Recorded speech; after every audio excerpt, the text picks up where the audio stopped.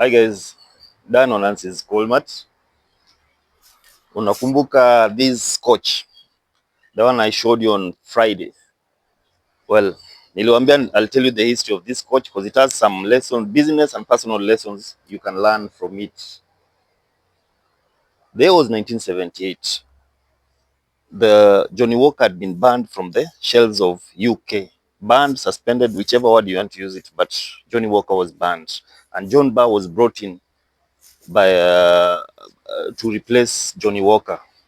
Now, why was Johnny Walker banned? Johnny Walker was owned by a country called the Distillers Company Limited, DCL. Now, DCL had dual pricing in the European market. In the UK, they priced it lower as opposed to the other UK markets. So this brought about disputes because kulikuwa na traders wenye walikuwa kimove products from the UK to the rest of Europe, thereby undercutting the European distributors in the same product, Johnny Walker.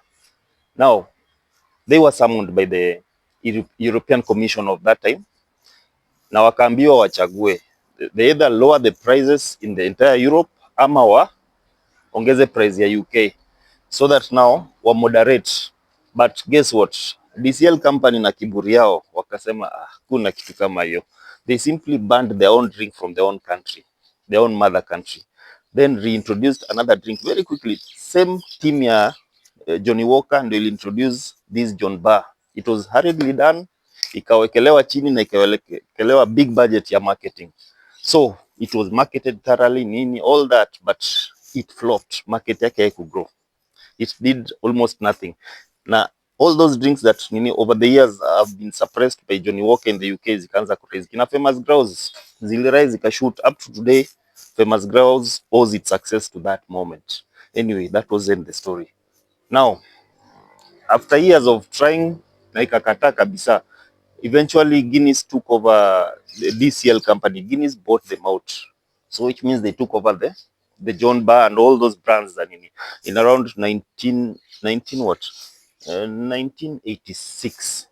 So when Guinness took over, kuna hii what we call the Competition Act in the UK, and it prevent Guinness from selling all the products. So they had to shelve other products, John Bar being included. John Bar sasa kutolewa kwa Guinness ikachukuliwa na company called, okay, let's just call it Company A. Now, Company A did nothing to market it further. They just went along with it na its low sales wakaendelea now until the moment when the Company A pia ikanunuliwa na a company called White and Mackay. White Mackay sasa ndo alichukua, they had what this guy called a master blender mwenye alikuwa nicknamed the Nose. I think his real name was Robert Patterson. So master blender wa whiskey, this guy was a perfect, he did a perfect job. Over 20 years alireblend, akareformulate John Bar na akairebrand, finally launching it in 1978. Now that's where the brand picked up. The current John Bar we are drinking hiyo sasa brand yenye ili pick up and the one doing good in the European market. Okay, kile nitasema, what lessons do you learn from it? Inaonyesha don't act out of anger. The first company vile walileta John Bar walileta out of anger na wakaleta mbio. Don't act out of anger and don't do things quickly. The second company ilichukua John Bar underperforming what do we call it, brand, but they really did nothing to market it. But the final company, how they took their time, invested their time, did everything to make it work out, and it really worked out. So patience is key for everything.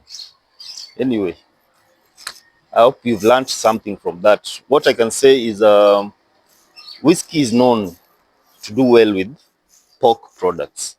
Nawambia weekend we will be having, every weekend we usually have fresh cuts Nancy's place. Unaweza buy what you call ribs, there's pork fillet, there's shoulder chops and all that.